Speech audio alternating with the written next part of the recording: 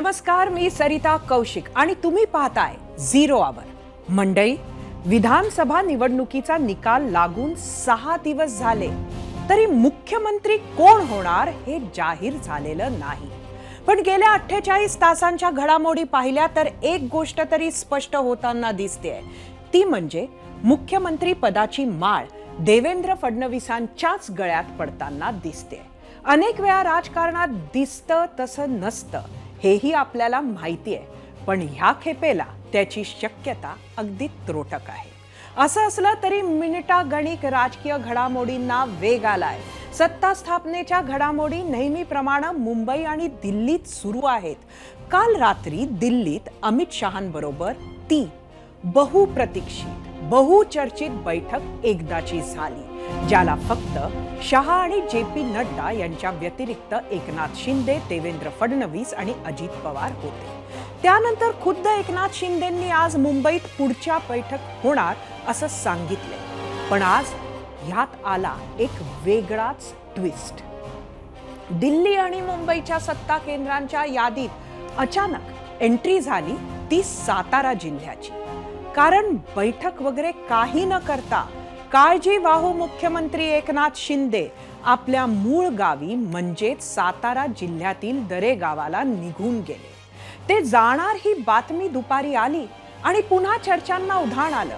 नवीन सरकारला एकजुटतेचा सिग्नल देणे ही राजकारणात गरजेचे असताना 2 दिवस मुंबईतून निघून जाणं यात अनेकांना अनेक राजकीय सिग्नल दिसत आहेत. अमित शहा, JP नड्डा, देवेंद्र फडणवीस, एकनाथ शिंदे आणि अजित पवारांच्या नवी दिल्लीतील काल रात्रीच्या बैठकीतील फोटो प्रसिद्ध करण्यात आले. त्यामध्ये शिंदेंचा चेहरा अगदीच पडलेला दिसला. फोटोतील अन्य सर्वांच्या चेहऱ्यावर स्मित हास्य आहे. शिंदेंच्या चेहऱ्यावर मात्र ऑलमोस्ट दुःखी हावभाव दिसतात. शिंदेंनी एक इंटरेस्टिंग शब्द वापरला. आता डेडलॉक संपला असे ते म्हणाले. मंडळी हो, डेडलॉक शब्दच बरंच काही सांगून जातो. डेडलॉक म्हणजे तिढा, डेडलॉक म्हणजे कोंडी. आता कोंडी उरली नाही हे म्हणताच कुठेतरी ती कोंडी होती, तो तिढा होता हे त्यांनी मान्य केले. नक्की काय आहेत महाराष्ट्राच्या राजकारणातील हे सिग्नल्स? काय सांगतात ते येणाऱ्या सरकारच्या भवितव्याबाबत? विरोधी पक्ष खरंच प्रभावी भूमिका बजावू शकणार आहे का? त्यासाठीच आज आपण झिरो आवर मध्ये सुजाण आणि चाणाक्ष राजकीय नेत्यांशी चर्चा करणार आहोत. आपल्या बरोबर असणार आहेत भाजपचे मुख्य प्रवक्ते केशव उपाध्ये, काँग्रेसचे मुख्य प्रवक्ते अतुल लोंढे, ठाकरेंच्या शिवसेनेच्या उपनेत्या सुषमा अंधारे आणि अजित पवारांच्या राष्ट्रवादीचे अमोल मिटकरी. मात्र त्याआधी आपला आजचा प्रश्न पाहूयात आणि त्यासाठी जाऊया आपल्या पोल सेंटरला. आजचा आपला प्रश्न: सत्ता स्थापनेच्या चर्चा सुरू असताना एकनाथ शिंदेंनी त्यांच्या मूळ गावी दरे इथं जाणं, यावरून महायुतीत अजूनही संघर्ष कायम आहे असं वाटतं का? तुम्हाला सांगायचं होतं होय किंवा नाही.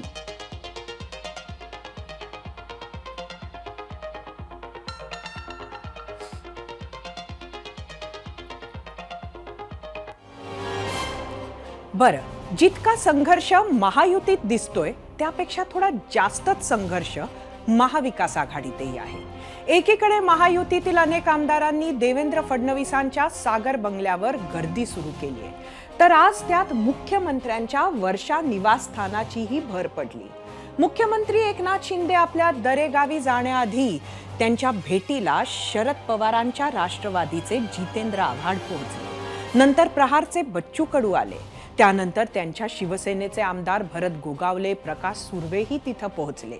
इतक्या सगळ्या भेटीगाठीनंतर काळजीवाहू मुख्यमंत्री एकनाथ शिंदे साताऱ्याला रवाना झाले आणि त्यातच दुसऱ्या बाजूला म्हणजेच महाविकास आघाडीत होते स्वबळाची भाषा. त्यामुळे जसे मी म्हटले तसे आपण आजची चर्चा सुरू करूयात. आपल्या बरोबर आहेत भाजपचे मुख्य प्रवक्ते केशव उपाध्ये, काँग्रेसचे मुख्य प्रवक्ते अतुल लोंढे, ठाकरेंच्या शिवसेनेच्या उपनेत्या सुषमा अंधारे आणि अजित पवारांचे अमोल मिटकरी. यांच्याशी चर्चा करण्यासाठी जाऊयात आपल्या पोल सेंटरला. नमस्कार, आपल्या चौघांचंही स्वागत आहे झिरो आवरमध्ये. सगळ्यात पहिले मी अतुल लोंढे यांच्याकडे जाते. अतुलजी, एकंदरीत आज कालची बैठक, मुख्यमंत्र्यांचं त्याच्या आधीचं 48 तासांचं मौन, आज त्यांचं दरेगावात जाणं, अनेक वर्ष राजकारण आपण ज्या पद्धतीनं बघताय त्यात आपलं काय रीडिंग आहे, कसं बघता आपण ह्याच्याकडे? असं आहे की आता अजितदादांची राष्ट्रवादी आणि एकनाथ शिंदेची शिवसेना यांचं आता या गव्हर्नमेंटमध्ये किती महत्त्व आहे हे या सगळ्या चर्चांवरनं दिसत आहे. कारण की 132+7 त्यांना आता अपक्षांनी पाठिंबा दिला आहे. 5 तर ते कधी पण घेऊन जातील, शिंदेचे किंवा अजितदादांचे. आणि त्याच्यामुळे त्यांना गृहमंत्रीपद पाहिजे आहे. गृहमंत्रीपद असलं की संस्थांवर कंट्रोल असतो. गृहमंत्रीपद नसलं की मग त्याची अडचण होऊ शकते आणि मग आपल्याला काय हवं आणि काय नको आपल्या पक्षवाढीसाठी हे करता येत नाही. कारण भाजपचा जर आपण इतिहास पाहिला तर आसाम गणपरिषद आता कोणाला आठवते का? भाजप त्याच्या आसाम गणपरिषदच्या खांद्यावर बसून आसाममध्ये गेले. तेच पंजाबमध्ये अकाली दलाचं आहे, तेच गोव्यामध्ये महाराष्ट्रवादी गोमांतक पार्टीचं आहे, तेच AIDMKचं खाली तामिळनाडूमध्ये आहे, तेच BJU जनता दलाचं आहे आणि तेच एकीकडे यांचं पण होतं TDPचं, चंद्रबाबू नायडूचं. तर आता या सगळ्या गोष्टीचा इतिहास यांच्या लक्षामध्ये असेलच ना. यांना कल्पनाच असेल की आपण जेव्हा आलो शिवसेना फोडून, NCP फोडून, त्यावेळेसचं आपलं महत्त्व आणि निवडणुकीनंतर असे जे निकाल लावून जे घेण्यात आलेले आहे, मी लावून घेण्यात आलेले आहे म्हणतोय, तर त्याच्यानंतर आपलं काय महत्त्व असणार आहे या सगळ्या गोष्टीची चिंता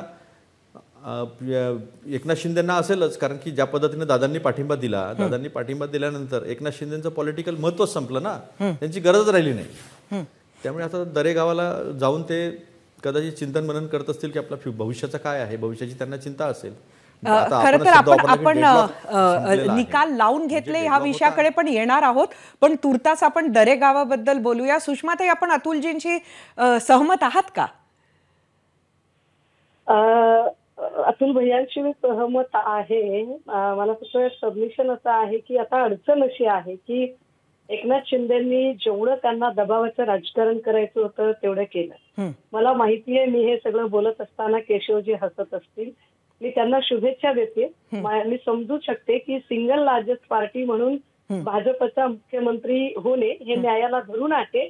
आणि ज्या पद्धतीने भाजपाने मागच्या वेळेला 105चा नंबर असताना सुद्धा एकनाथ शिंदेना संधी दिली, त्यानुसार एकनाथ शिंदेनी सुद्धा आता मनाचा मोठेपणा दाखवायला हवा. पण 2 दिवस त्यांनी कमालीचं दबावाचं राजकारण केलं आणि या दबावाच्या राजकारणाला भाजप जेव्हा बधत नाही असं वाटलं आणि भाजपने त्यांच्याच तोंडून वधवून घेतलं की ते आता दावा सोडत आहेत, तेव्हा आता काय करायचं? खरं तर भाजपला असं करायची गरज का बरं पडावी? तर साधं गणित आहे की भाजपच्या बद्दल जे एक नॅरेटिव्ह आता पसरत आहे की भाजप लोकांना वापरते आणि फेकून देते, या न्यायाने ते एकनाथ शिंदेना वापरून फेकून देत आहेत का? तर त्यांना ते वापरणे आणि फेकून देणे अंगाला लावून घ्यायचं नाही, म्हणून ते आता खरं तर. केशवजी, तुम्ही एकनाथ शिंदेना वापरता आणि फेकताय का? यूज अँड थ्रो ते त्यांना होऊ द्यायचं नाही, म्हणजे असा लोकांमध्ये जाऊ द्यायचं नाही. म्हणून आम्हाला किती एकनाथ शिंदेची पर्वा आहे, आम्हाला किती एकनाथ शिंदेची काळजी आहे हे दाखवायचा त्यांच्याकडून प्रयत्न होतोय. परंतु आतली गोष्ट हीच आहे की कुठल्याही मुख्यमंत्र्याने आतापर्यंत गृहमंत्रीपद जेव्हा स्वतःकडे ठेवलेलं आहे ते फार स्वाभाविक आहे. आणि मला स्वतःलाही वाटतं की मुख्यमंत्र्यांकडेच गृहमंत्रीपद असलं पाहिजे, ते न्यायाला धरून असेल. एकनाथ शिंदेकडे गृहमंत्रीपद दिलं आणि पुन्हा नव्याने एकनाथ शिंदे राजकीय भूकंप घडवून आणणार नाहीत कशावरून? एकनाथ शिंदेवरती काय भाजप इतक्या डोळे झाकून विश्वास ठेवेल का? काय हे सगळे संशय केशव तुम्हाला आहेत का एकनाथ शिंदेबद्दल? म्हणून त्यांचा गृहमंत्री पदावर काही निर्णय होत नाहीये का? यूज अँड थ्रो आहे? बऱ्याच गोष्टी अतुल लोंढे आणि सुषमाताईंनी म्हटल्या.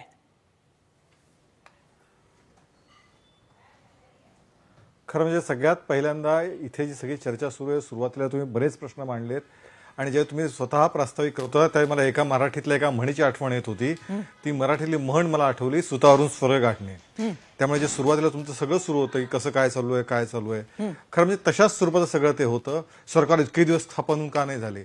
मी 19 आठवण करून देऊ इच्छितो. केशवजी, त्याच्या मागचं अगदी छोटं कारण आहे, मी आपल्याला सांगते, आपण बोलाल. त्याच्या मागचं कारण एवढंच आहे की 6 दिवस झाले आणि साधं मुख्यमंत्री पदाचा चेहरा कोण हे सांगू नये, एवढं डिसायसिव्ह मॅन्डेट तुम्हाला मिळालेलं, एवढं घवघवीत यश मिळाल्यावर त्यामुळे नक्कीच हा प्रश्न उपस्थित होतो आणि मीडिया म्हणून हेच आमचं काम आहे. बोला, आपण सांगत होतात. 100% तुमचं काम आहे. तुमचं आता मला सलग बोलू, आता माझी विनंती मला सलग बोलू द्या. बोला. मग 100% तुमचं काम आहे आणि तुमच्या कामाबद्दल मला पूर्ण आदर आहे. पण महाराष्ट्रामध्ये ह्याच्यापूर्वी सुद्धा अनेक वेळा असं घडलंय की ज्यावेळी सरकार स्थापनेसाठी अनेक कालखंड, मोठा कालखंड गेलाय. आता आपल्या इथे 4-5 दिवसच झालेत. त्यामुळे असं नाही की बाबा याच्यापूर्वी कधी घडलंच नाही, आतापर्यंत असं कधीच झालं नाही, निकाल लागला की दुसऱ्या दिवशी शपथविधी झाला, असं किंबहुना 19 उदाहरण म्हणून मी दिलं. अगदी लेटेस्ट आहे 19 उदाहरण, 99चं उदाहरण, मी अनेक उदाहरणं देऊ शकतो की कशा पद्धतीने किती कालखंड त्या सगळ्यामध्ये गेला होता शपथविधीसाठी. नंबर 1. नंबर 2, मला खरंच अतुल लोढणेचं दुर्दैव असं वाटतं की लावून घेतलेला निकाल. खरं म्हणजे राहुल गांधी ज्या घटनेचा उल्लेख करतात, आम्ही घटना सांभाळणार असं वारंवार सांगतात, त्याचाच त्यांचेच प्रवक्ते अपमान करत असतात. कारण शेवटी लोकशाही या ह्याच्यामध्ये निवडणुका एक महत्वाची संस्था आहे. आपला जनाधार का घसरला याचं प्रामाणिक न चिंतन न करता अशा प्रकारे महाराष्ट्रातल्या 12 कोटी 13 कोटी जनतेचा अपमान करणं, कदाचित काँग्रेस आणि अतुल लोंढेंची ती गरज असेल, पण महाराष्ट्रातली जनता ह्या अपमान सहन करणार नाही. हा दुसरा मुद्दा. तिसरा मुद्दा, मला असं वाटतं की एक मोठं जनतेने आमच्यावरती खूप मोठी जबाबदारी दिली आहे. आणि अशा वेळी खरं म्हणजे आमच्यात एकतर तुम्ही कौतुक केलं पाहिजे की महाविकास आघाडीत सत्तेत अजून ते नाहीत, सगळ्या जनतेने नाथाडलंय, तरी सुद्धा एकमेकात भांडता येत नाही. काँग्रेस अंतर्गत काँग्रेस भांडणं चालू आहेत. म्हणजे नाना पटोलेवरती आरोप कोण करतंय? नागपूरचा त्यांचा उमेदवार आरोप करतोय की नाना पटोले कसं संघाचं काम करतायत.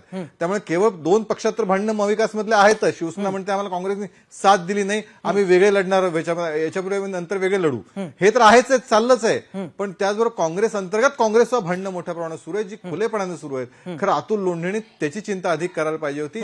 जनाधार का घसरला त्याची चिंता करायला पाहिजे होतं.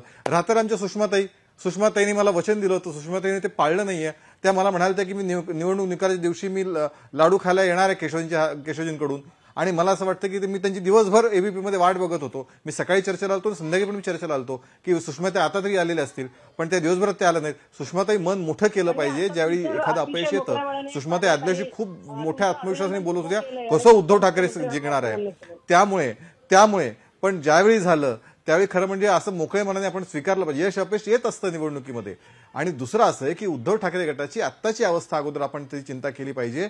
तो कसा, तिथली अवस्था काय ह्याची चिंता आपण केली पाहिजे ताई. नंतर मग एकनाथ शिंदेची गोष्ट आपण चर्चा करूया. खरं तर बरेच मुद्दे केशवजी मांडतायत आणि त्याचं उत्तर नक्कीच अतुल लोंढेंना द्यायचंय. पण अमोल मिटकरी, मी आपल्याकडे येते. आपल्याला सुद्धा कुठेतरी भाजप यूज अँड थ्रो करताय असं वाटतं का? आणि वेगवेगळ्या राज्यांची उदाहरणं दिली ती पटतात का?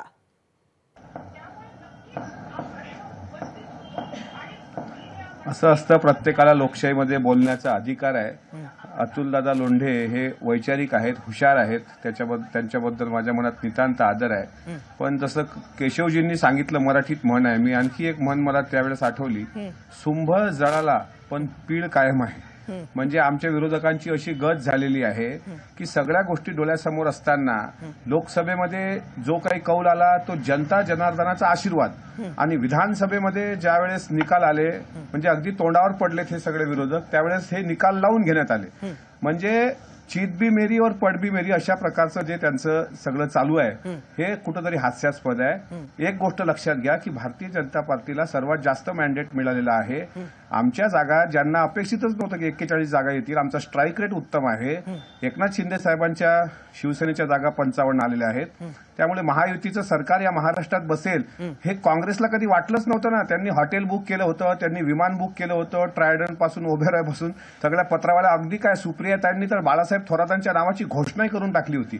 त्याच्यामुळे हे सगळं हास्यास्पद आहे. म्हणून म्हटलं की आता यूज अँड थ्रो कोण कोणाचं करतंय, याला आता 5 वर्ष यांना आता काय काम नाही, तर यांना मी म्हणतो रोज चर्चेत बोलवत जा की ईव्हीएम. आज जे जितेंद्र आव्हाड गेलेत ना, कालपर्यंत ते जितेंद्र आव्हाड टीका करत होते, आज जितेंद्र आव्हाड तिथे गेले. कालपर्यंत बच्चू कडू टीका करत होते, आज बच्चू कडू मुख्यमंत्र्यांना भेटायला गेले. आता उर्वरित जे काही 5 वर्ष आहे, चिंतन मनन ह्या सगळ्या गोष्टीसाठी आम्ही त्यांना मोकाट सोडलेला आहे. आणि कोण हारतो कोण जिंकतो चिंता हवी कशाला, चिंता याची लढणाऱ्याला, बघणाऱ्याला नाही. आता यांना मजा पाहू द्या. अतुल लोंढे साहेबांचं दुःख मी समजू शकतो, त्यांच्या दुःखात सहभागी आहे. आमचा यूज अँड थ्रो होतोय की आम्ही मजबूत महायुती म्हणून 5 वर्ष काम करतोय महाराष्ट्राकरता, हे येणाऱ्या काळात आपल्याला दिसेलच. नक्कीच. मी आपल्याला, अमोलजी आपल्याला आणि केशव उपाध्याय आपल्याला दोघांनाही प्रश्न विचारते की अजूनपर्यंत म्हणजे आपल्या 3 नेत्यांची बैठक काल अमित शहांबरोबर झाली, मात्र ती महाराष्ट्रात एकत्र एखादी बैठक होताना दिसत नाहीये. जी एकजुटता दिसायला हवी त्या पद्धतीची कुठलीच चर्चा होत नाहीये. त्याचबरोबर केशवजी, भाजपाची पक्षाची बैठक, आमदारांची बैठक सुद्धा अजून झाली नाही, आपला नेता निवडला गेलेला नाहीये. काय नक्की कारण आहे? ती बैठक कधी होणार आहे? कुठलाही संशय व्यक्त न करता आपल्याला एक सरळ प्रश्न आहे की बैठकीची तारीख ठरली आहे का? सरिताजी, मुळात असं आहे की भारतीय जनता पार्टीचे मोठ्या प्रमाणात आमदार निवडून आले आणि या सगळ्या आमदारांची विनंती होती की आम्ही आमच्या मतदारसंघामध्ये इतक्या मोठ्या प्रमाणात आलोय, त्यामुळे तातडीने आम्हाला मुंबईला लगेच न बोलवता आम्हाला आमच्या मतदारसंघामध्ये लोकांशी भेटायला, आनंदोत्सव साजरा करायला वेळ द्या. आणि त्यामुळे स्वाभाविकपणे त्या सगळ्या ह्याच्यातनं लगेच दुसऱ्याशी लगेच बोलवायचं, अमुक करायचं, अशा मुळात भारतीय जनता पार्टीची एक पद्धत आहे. भारतीय जनता पार्टीचे केंद्रीय निरीक्षक येतात, त्यांच्या समोर या सगळ्या आमदारांची विधिमंडळ पक्षाची बैठक होते आणि त्याच्यानंतर मग पुढच्या गोष्टी सुरू होतात. जी पहिली गोष्ट होती, स्वतः मुख्यमंत्र्यांनी सांगितलं की जो कोणी महायुतीचा नेता ठरेल तो मुख्यमंत्री होईल. या सगळ्याच्यामध्ये केंद्रीय नेतृत्व आणि आम्ही तिघं म्हणून नेतृत्व करू. त्यामुळे पहिल्यांदा ज्या पहिले 2 दिवस मुख्यमंत्री नाराज आणि अशा सगळ्या कंड्या पिटल्या, त्या सगळ्या खोट्या असल्या सिद्ध झालं. नंबर 2, माननीय अमित शहा, माननीय नड्डाजी यांच्यासोबत भारतीय जनता पार्टी, शिवसेना आणि राष्ट्रवादी तिन्ही नेत्यांची काल बैठकही झाली. आता याच्यानंतर पुढची बैठक शनिवारवर असल्यामुळे स्वाभाविकपणे आमदारांना आपल्या मतदारसंघात राहायचंय. एक सगळ्यात महत्त्वाचं, शेवटी शनिवारवर सुट्टीचा दिवस असतो, मतदारसंघात मोठे म्हणून कार्यक्रम किंवा आनंदोत्सव, मिरवणुका या करायच्यात. कारण त्या दिवशी मिरवणूक काढायला बंदी घातली होती इलेक्शन याच्यात पहिल्या दिवशी निकाल झाल्यानंतर. त्यामुळे हे सगळ्या गोष्टी असल्यामुळे एक त्याच्यामध्ये पुढचा शनिवारवर त्यात जाईल. आणि मला असं वाटतं की येत्या 1-2 दिवसामध्ये या विधिमंडळ पक्षाची बैठक होऊन नेता निवड होईल. आणि तिघं तर एकत्र आहोतच, राजीनामा द्यायला तिघे एकत्र गेले होते, काल तिघं एकत्र बैठक झाली. त्याच्यामुळे या सगळ्याच्यामध्ये महायुती ही एकसंधपणे या सगळ्याच्यामध्ये एकत्रित आहे, यात कुठल्याही प्रकारचे मतभेद नाहीत. आता भारतीय जनता पार्टीचा अंतर्गत प्रश्न असू शकतो की बाबा बैठक दुसऱ्या दिवशी घ्यायची. तुम्हाला गंमत सांगतो, तुम्हाला मुख्यमंत्री पद का निवडलं नाही मला प्रश्न विचारला तुम्ही ताई, खूप चांगला प्रश्न विचारलात. पण मला सांगा, हरियाणा निवडणूक होऊन 4 महिने होऊन गेले, तिथे विरोधी पक्षनेता राहुल गांधींना निवडता येत नाही अजून. विरोधी पक्ष नेता, बाकी विधिमंडळ काँग्रेसची बैठक झाली का हो? त्यांचा गटनेता इथं महाराष्ट्र निवडला गेला का? नाही निवडला गेला. शरद पवार गटाची बैठक झाली का? नाही निवडला. बैठकीत झाली, नेताही निवडला गेला नाही. अजूनही ते पराभवांची जी बैठक झाली त्यातही पटेलवर कशी टीका झाली हे सुद्धा आपण सगळ्यांनी ऐकलं, पाहिलं. त्यामुळे मला असं वाटतं की आता भारतीय जनता पार्टी आपल्या पद्धतीने, शेवटी प्रत्येक पक्षाची कार्यपद्धती असते, ह्याच्यात कुठल्याही पद्धतीचे मतभेद वगैरे नाहीत. आम्ही एकसंधपणे काम करतोय. येत्या 1-2 दिवसात ती बैठकही होईल आणि नेता निवड झाला की पुढचं सरकारच्याही गोष्टी पुढच्या समोर सगळ्या येणार. सुषमाताई, यावर तुमचं काही उत्तर आहे का? हो, माझं याच्यावरती उत्तर आहे. मगाशी काहीतरी तुंब पीळ वगैरे चालू होतं, फार म्हणींचा भडीमार चालू होता. एक दृष्टांत सांगितला पाहिजे. राजा पुरू आणि सिकंदराची जेव्हा भेट झाली आणि हरलेल्या पुरूला सिकंदराने विचारले, बोल पुरू, मी तुझ्याशी कसे वागावे? आणि पुरूने सांगितले की मी हरलो असलो तरी एका राजाने दुसऱ्या राजाशी जसे वागायला हवे तसे तू माझ्याशी वागावे. राजा राजासारखा वागत असतो, वाघ म्हातारा झाला तरी तो वाघ असतो. त्याच्यामुळे ईडीच्या भीतीने पळून गेलेल्या लोकांना त्याच्यावर बोलण्याचा नैतिक अधिकार नाही. हा पहिला भाग. दुसरा मुद्दा असा की आमच्यात भांडण नाही असं केशवजी म्हणाले. केशवजी, निश्चितपणे मी तुम्हाला लाडू घेऊन यायला पाहिजे होतं, पण मी इथे अत्यंत खुल्या मनाने तुमचं स्वागत केलंय, तुम्हाला शुभेच्छा दिल्यात आणि सिंगल लार्जेस्ट पार्टी म्हणून तुमचं मुख्यमंत्री होणं न्यायाला धरू नये असं सुद्धा तुमची बाजू घेतलेली आहे. इव्हन मुख्यमंत्र्यांकडेच गृह खातं असलं पाहिजे, हे सुद्धा किती मोठं मन आहे बघा माझं, की मी हेही मान्य केलेलं आहे. पण तुम्ही जे म्हणालात की आमच्याकडे घाई का केली जाते, आम्हालाच का सांगताय तुम्ही सारखं की का बरं, म्हणजे अजून मुख्यमंत्री का निवडला नाही? तर केशवजी, मी आपल्या लक्षात आणून दिलं पाहिजे, एक, काळजीवाहू मुख्यमंत्र्यांनी राजीनामा दिलेला आहे, राष्ट्रपती राजवट लागू झालेली नाही. जर काळजीवाहू मुख्यमंत्र्यांनी राजीनामा दिलेला आहे आणि 5 डिसेंबर पर्यंत तुमचा शपथविधी होणं अपेक्षित आहे, तर या मधल्या काळामध्ये राज्य कुणाच्या भरोशावर आहे, हा एक पहिला प्रश्न. आणि दुसरं असं की तुम्ही म्हणालात की आमच्याकडे अंतर्गत संघर्ष नाही. Don't say. म्हणजे तुम्ही इतकी चांगली बाजू मांडताय, मी समजूच शकते. एवढी चांगली बाजू मांडूनही दरवेळेला चित्रविचित्र लोकांना संधी मिळते आणि तुम्हाला मिळत नाही, याचं मला फार वाईट वाटतं केशवजी. पण हे कृपया आपण समजून घ्या ना की सुधीर मुनगंटीवार यांनी याच काळामध्ये राजनाथ सिंग यांची भेट घेतली, ती नेमकी कशासाठी? ओबीसीचा चेहरा मुख्यमंत्री हवा आहे म्हणून का? तुम्ही म्हणताय संघर्ष नाही, परंतु विनोद तावडेंचा पैसे घेतल्याचा व्हिडिओ, वाटल्याचा व्हिडिओ जेव्हा व्हायरल झाला त्यावेळेला देवेंद्रजींनीच विनोद तावडेंचा गेम केलाय, ही चर्चा सगळ्या समाज माध्यमांमध्ये पसरली होती. ते काय आहे? फडणवीस आणि पंकजा मुंडे यांच्यातला जो सुप्त संघर्ष आहे. एकीकडे तुम्ही लाडकी बहीण म्हणताय, वा वा, लाडक्या बहिणीला तुम्ही फक्त 1500 रुपये देणार आणि अख्ख्या राज्याच्या तिजोरीच्या चाव्या मात्र भावाच्या हातात असणार, असं का बरं? का तुम्हाला वाटत नाही एखादी ओबीसीची महिला, एखादी तुमची लाडकी बहीण मुख्यमंत्री व्हावी असं का वाटत नाही? करा नाही का लाडक्या बहिणीला मुख्यमंत्री? काय अडचण आहे तुमची? मला पुन्हा एकदा सुषमाताई, आपल्या भावना मला वाटतं त्यांच्यापर्यंत पोहोचल्या आहेत आणि त्यांनाही एक म्हण परत एकदा आठवते. मला पोचल्या, मला पुन्हा एकदा म्हणच आठवली की सुषमाताईंचं सगळं ऐकल्यानंतर वाटलं की शिळ्या कडीला ऊत आणणं नावाची म्हण मला पुन्हा एकदा आठवली. म्हणजे किती त्याच गोष्टी पुन्हा उकरून काढतात ज्याचा काही पत्ता नाही. आता प्रश्न असा आहे की आताच त्या उद्धव ठाकरे गटातल्या 20 आमदारांना शपथपत्र लिहून घ्यावं लागलं. आपण काल आलेल्या, एक मिनिट ताई, काल निवडून आलेल्या आमदारांवरती आपला विश्वास नाही ताई. इतकी भयानक अवस्था आता उद्धव ठाकरे गटांमध्ये आहे की काल जे निवडून आले, ज्यांना 24 तास ज्यांना 24 तास झाले नाहीत त्यांच्याकडे तुम्ही शपथपत्र लिहून घेता आणि तुम्ही आज प्रश्न विचारताय. हा तुमचा आपल्या आमदारांवरती विश्वास आहे ताई? खरं म्हणजे ही लाजिरवाणी गोष्ट आहे ताई की काल आलेल्या आमदारांकडे तुम्ही शपथपत्र लिहून घेताय. कशासाठी शपथपत्र घेतली त्यांच्याकडून? ही एवढी लाजिरवाणी गोष्ट ताई, आपल्या आमदारांवर विश्वास नाही. त्यामुळे हे सगळ्यात वाईट आहे. त्यामुळे झालं ते, अहो त्याच्याबद्दल नाही, जनतेने सगळं तुम्ही अशा खोट्या स्टोऱ्या पसरवल्या, फेक नॅरेटिव्ह जनतेने उधळून लावलं. पण आपले जे 20 आमदार आले जेमतेम, त्यांच्याकडनं शपथपत्र लिहून घ्यावं लागतं. याची लाजिरवाणी गोष्ट महाराष्ट्रामध्ये, त्याची चिंता अधिक ताई तुम्ही केली पाहिजे, त्याच्याबद्दल अधिक बोललं पाहिजे. का बरं या आमदारांकडे शपथपत्र लिहून घ्यावं वाटतं तुम्हाला? त्यामुळे शिळ्या कडीला, फेक नॅरेटिव्हला ऊत आणणं हे सोडून द्या ताई. नवीन मुद्द्यावरती या.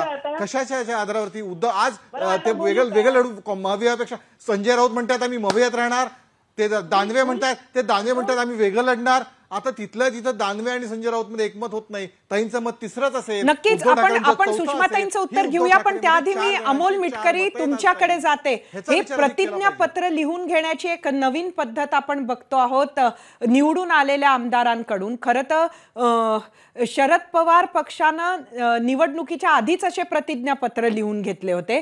आता उद्धव ठाकरे गटानं असे प्रतिज्ञापत्र लिहून घेतले. एकंदरीत तुमचं मत काय? एकत्रित उत्तर घेऊया सुषमाताई आणि अतुलजींकडनं.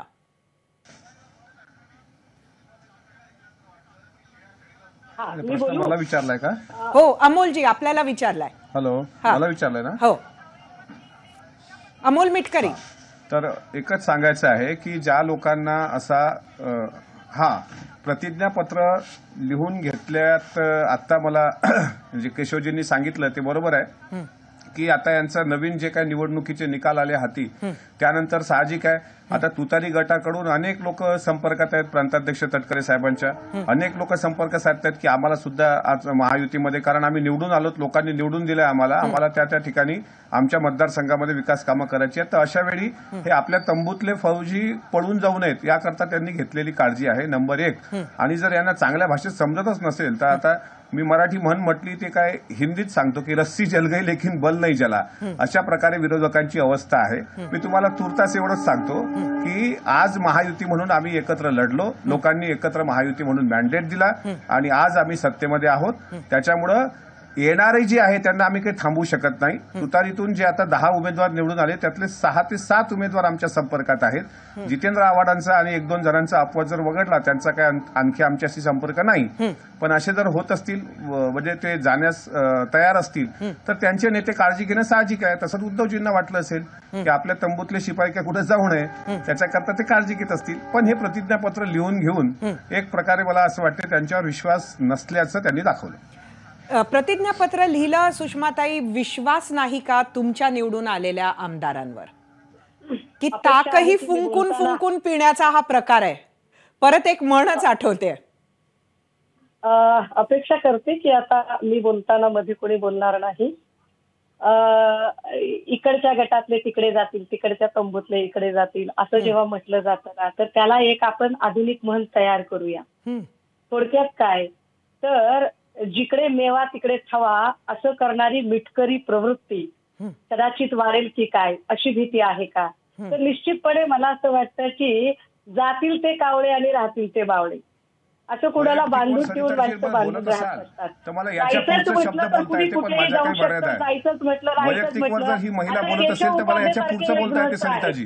केशव उपाध्याय आता अंधारे प्रवृत्ती सांगू का महाराष्ट्राला काय आहे? जिकडे खोबरं तिकडे चांग भलं आणि तोडपाणी आणि दलाली करणारी अंधारी प्रवृत्ती सांगू का मी महाराष्ट्राला काय आहे? वैयक्तिक टीका टिप्पणी टाळली पाहिजे या मताचा मी आहे सरिताजी. त्या ज्या संबंधित महिला आहेत त्यांना जरा आवर घाला, नाहीतर मी अंधारी प्रवृत्ती काय हे महाराष्ट्राला सांगून दिला चॅनल समोर. फार मोठी गोष्ट आहे. आता जो एवढी मोठी मशाल हाती घेतल्यानंतर सुद्धा अंधारच राहिला ना खाली. सॉरी, या सगळ्यांमध्ये काय कशासाठी जिकडं खोबरं तिकडं चांग भलं. मला असं वाटतं की ज्या त्या पक्षाचं ज्या त्या कार्यपद्धती ठरलेली असते. मुळात आमच्याकडे आता इतकं संख्याबळ नाहीये, म्हणजे हे राज्यशास्त्राचा ज्याला अभ्यास असतो तो सांगू शकतो म्हणा, अर्धवट डोक्याच्यांना ते कळणार नाही की ज्याच्या आमच्याकडे विरोधी पक्षनेता ठरवण्या इतकं निश्चितपणे संसदीय राजकारणातलं संख्याबळ नाही. अशा परिस्थितीमध्ये कुणाचा बरं विरोधी पक्षनेता होईल, तो राष्ट्रवादीचा होईल, तो काँग्रेसचा होईल की युबीटीचा होईल, याच्यासाठी पहिल्यांदा 3 पक्षांनी एकत्रित येऊन बैठक घ्यावी लागते किंवा तिघांची वेगळी वेगळी बैठक. तर त्यांच्या वेगवेगळ्या बैठका होत आहेत. शिवाय त्या तिघांनी शपथपत्र किंवा प्रतिज्ञापत्र किंवा जे काही असेल ते त्या सगळ्यातलं त्यांना एकवाक्यतेने ठरवायचं आहे. पहिलं ही गोष्ट ही की काय विरोधी पक्षनेता अमुक एका पक्षाचा मान्य आहे का, आणि दुसरं अमुक एका पक्षाचा मान्य केल्यानंतर त्यातली मग व्यक्ती कोण असेल. त्यामुळे त्यासाठीच्या प्रोसेसचा भाग म्हणून तो भाग केला जातो. परंतु हे प्रामाणिक लोकांच्या बाबतीत आहे. मी जसं म्हटलं की केशव उपाध्याय सारख्या व्यक्तीचा जरी ते विरोधी बाकावर असले तरी आम्हाला त्यांचा प्रचंड अभिमान आहे. मी म्हणते की उपाध्ये प्रवृत्तीची खरं तर सगळ्यांनी कास धरली पाहिजे की पक्षाकडून मिळो किंवा न मिळो तरी सुद्धा पक्षाची बाजू मांडत राहणं, सातत्याने पक्षाशी एकनिष्ठ राहणं. परंतु अशी प्रवृत्ती दिसणं हे जरा कठीण होतं. अमोलजी निवडत राहतात. काय म्हणताय आपण? अशा लोकांच्याकडून मला काही फार अपेक्षा मला असं वाटतं माझं बोलणं चालू असताना तुम्ही माझा माईक म्यूट केला. मला जर महाराष्ट्रासमोर मी जर अंधारी प्रवृत्ती जर मांडली की ज्या पद्धतीनं तोडपाणी तोडी बहादर, आता बाळासाहेब आंबेडकरांनी ज्यांची लायकी दाखवलेली आहे त्या लोकांबद्दल मी काय बोललं पाहिजे, त्याच्यामुळे मला त्या लोकांबद्दल बोलायचं नाहीये. सुषमाताई, अमोलजी, आपण सगळ्यांनीच वैयक्तिक टीका करणं या चर्चेमध्ये, अशी वैयक्तिक टीका नको. मी दोघांनाही विनंती करते, आपल्या दोघांनाही विनंती करते, आपण ही चर्चा व्यापक असावी याचा प्रयत्न करूया. वैयक्तिक टीका नको एवढीच मी आपल्याकडे विनंती करते. ही चर्चा आपल्याला अशीच सुरू ठेवायची आहे. एबीपी माझा, उघडा डोळे बघा नीट.